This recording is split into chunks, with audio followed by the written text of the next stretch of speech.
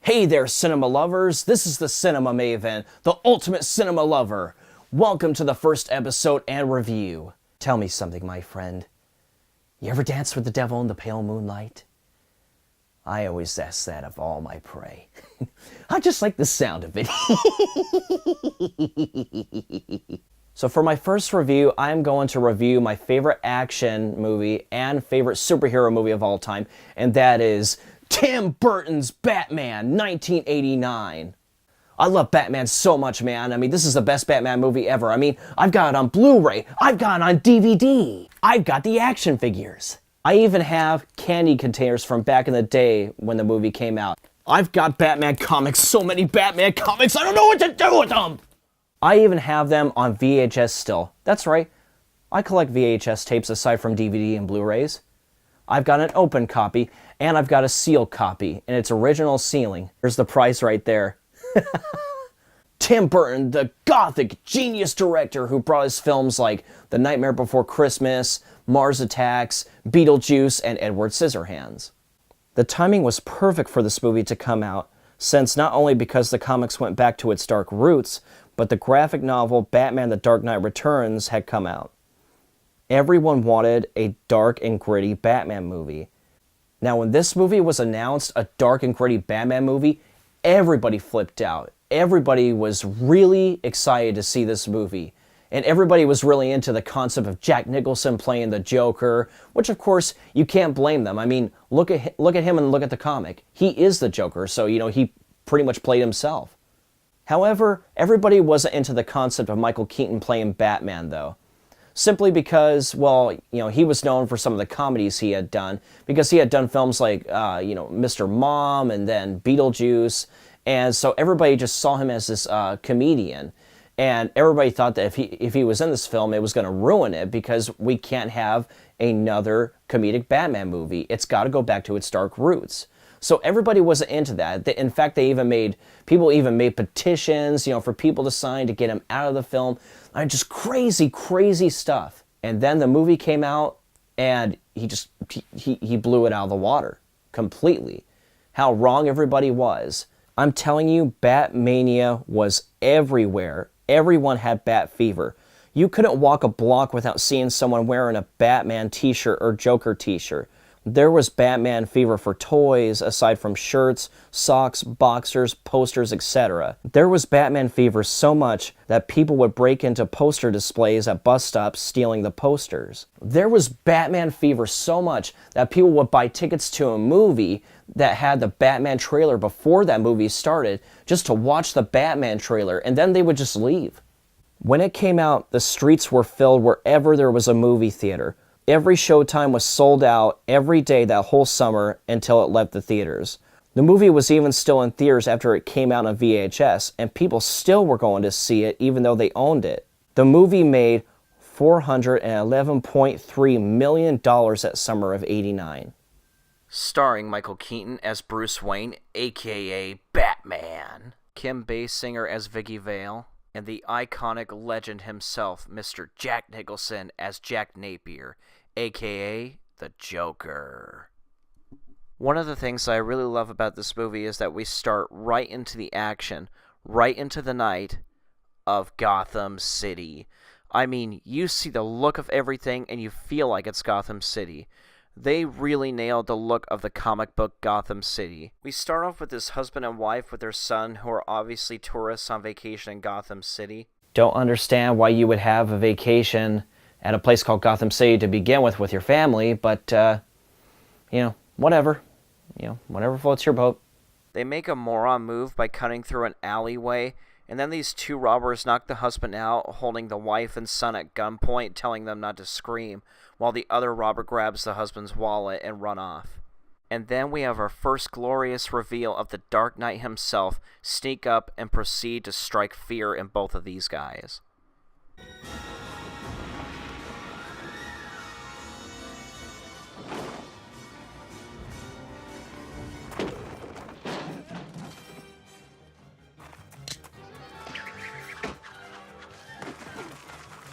And I just love the way Batman intimidates this guy.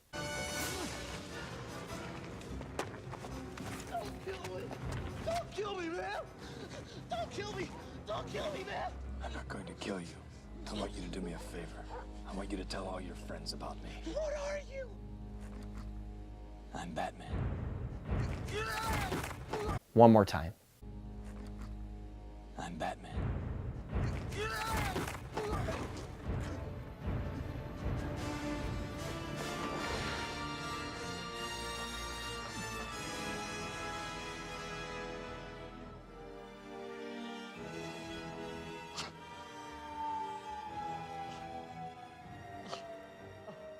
So the authorities believe that Batman is just this urban legend, even though just about every criminal, including these guys, are scared to death. And the only one who believes in this Batman story is journalist Alexander Knox, played by Robert Wuhl, who meets Vicky Vale, who is also interested in the same story, and they team up to get more info about this dark vigilante. I'm here to see some of the wildlife in Gotham City. Like what? Like bats. Gotham City is celebrating its 200th anniversary, and Harvey Dent and Commissioner Gordon attempt to dissuade the mayor having this celebration due to the crime occurring in Gotham and how in debt they are. And the mayor decides they're going to be proud and have their usual celebration of the city with a parade, food trucks, etc., no matter what, showing no fear. A party is thrown at Wayne Manor to raise money to save the city's 200th year anniversary festival that Knox and Vicky Vale crash to get more info on the Batman from the police, even though they don't believe that he exists, and meet Bruce Wayne. Vicky Vale. Hi. Bruce Wayne. And what do you do for a living? Well, I'm involved. Sir, Commissioner Gordon was compelled to leave. Oh, okay. Thank you. Very unexpectedly, sir. Bruce Wayne has to boycott the party and suit up and head on out to strike fear right back into evil. He heads over to Axis Chemicals, where Jack Napier, aka the soon-to-be Joker, and his men are breaking into. We've been ratted out here, boys. Watch it. And it turns out that it was a total setup because the mob boss Carl Grissom finds out that Jack Napier is seeing his woman.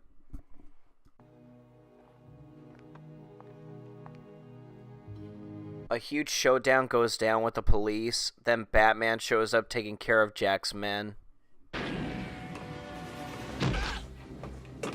Jack Napier attempts to shoot Batman when he sees him, and Batman blocks the bullet, causing it to ricochet back at Jack, grazing his face. Jack falls over the railing, and then Batman attempts to save him, but fails to do so. Then Jack falls into the vat of chemicals.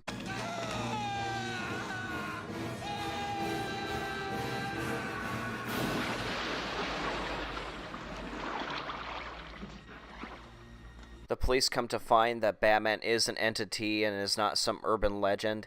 Jack is alive after falling into the vat of chemicals. Jack decides to get fixed up at this alleyway clinic, which of course is understandable because if you're a criminal and you're hurt, obviously you're not going to go to a regular hospital where cops could be. Jack sees his reflection and loses his sanity, and the Joker is born. You understand that the nerves were completely severed, Mr. Napier.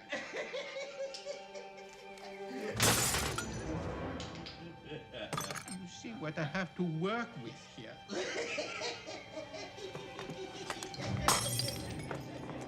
The Joker gets revenge on Grissom. And what follows is not only one of my top favorite lines in the whole movie, but one of my top favorite lines of the Joker ever. Jack is dead, my friend. You can call me Joker.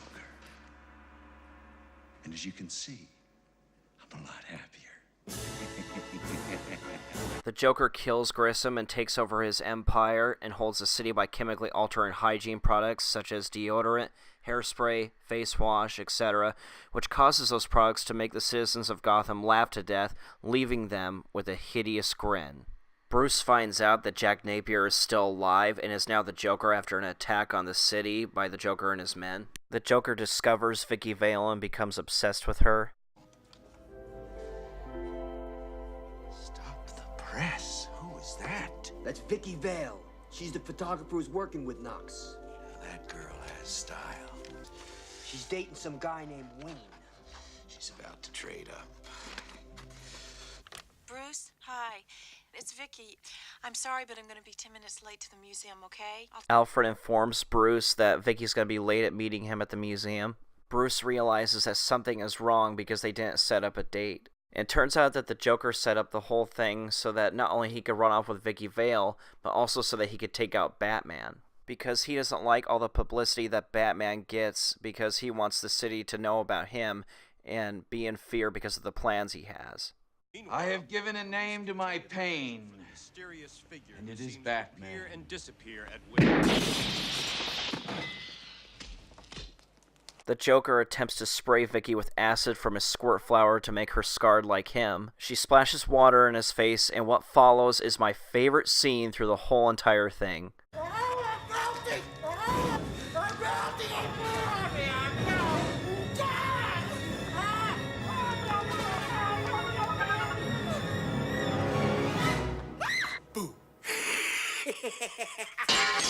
Batman jumps in and saves her, and from there on out, it's up to Batman to stop the Joker's harmful plans.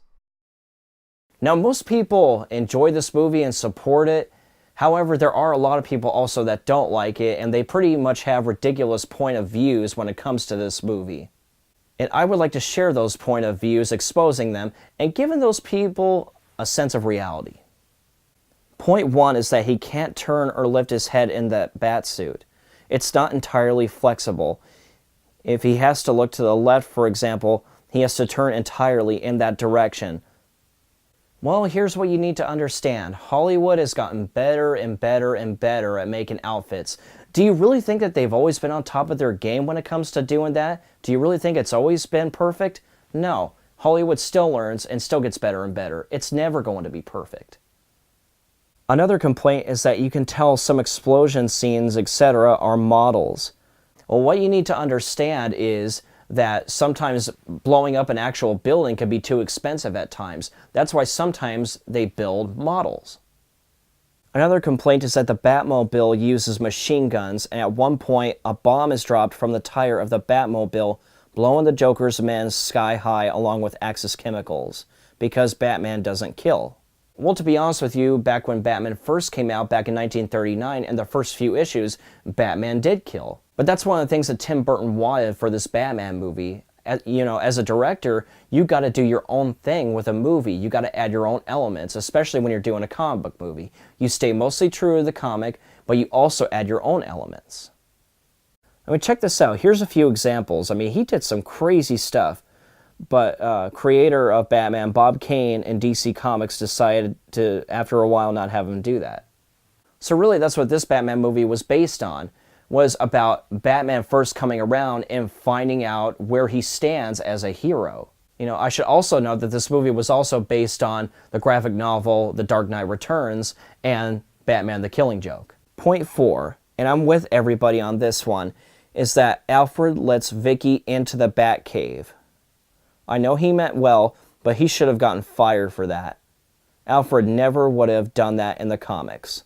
Okay, that's a fair point of view as well. I agree with that. I mean, to me, that would be Alfred's last day at Wayne Manor. But that being said, let's drop it already. Let's get over it. That's what Tim wanted. Another complaint is where Batman is flying the Nightwing toward Joker and aims at the Joker, attempting to shoot and kill him, and then misses completely.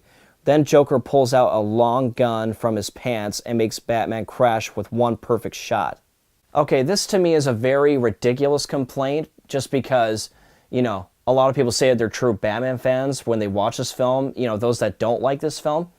Okay, here's what you need to realize, okay, if you're a fan of Batman. He's a realistic character, right? He is not a character like Spider-Man or something like that could sense when some attack is coming and could get a perfect hit whenever he's fighting his opponents. No, it's nothing like that. He's not some character that was in a freak accident that gave him superpowers. No, he is a regular human being that dresses up like a bat and beats up bad guys. He became Batman after his parents were murdered. He decided that he was going to avenge his parents by defending his city and, getting rid of criminal forever, as long as he could. So as a hero and as a human being, he's going to do absolutely everything that he can. he's not going to, be perfect at everything that he does as a hero. Point 6, that Jack Napier, aka the Joker, was the one who killed Bruce Wayne's parents when he was a child. Okay, I mean, I understand how people felt back in the day when this movie came out. When Jack Napier was the Joker. I understand why people flipped out over that scene, and why people still do to this day, because that wasn't in the comics. But again, you got to add your own elements as a director. Once again, that's what Tim Burton wanted, so come on, let's get over that. Final point is that Jack Nicholson wasn't playing the Joker, he was just playing himself. What you need to realize is that as an actor, you have got to do your own thing with a role. You got to be yourself. You got to add your own style to something. It's like being an artist. It's like being a painter, As an artist, you do your own thing with something. You got to add your own style to something. And that's absolutely what actors do. And that's what Jack Nicholson did with this take on the Joker. All right, he stayed completely true to how the Joker was in the comic books, by being himself, because he is that type of character. He's crazy. If you really look up how he is as a person, and also the kind of roles that he takes in movies, I mean, like, he is that kind of wacky personality. Wait till they get a load of me. Anyways, I just had to expose those point of views because I'm just tired of hearing about them. That's for the non-true Batman fans and the non-true cinema lovers.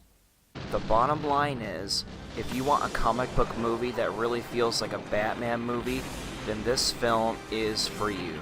The story is great, the acting is incredible, the action is excellent, and Danny Elfman's music score in this is unforgettable.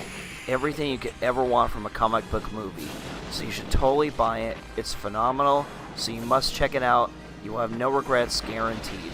So for me, it's a 10 out of 10 for this film, without any hesitation.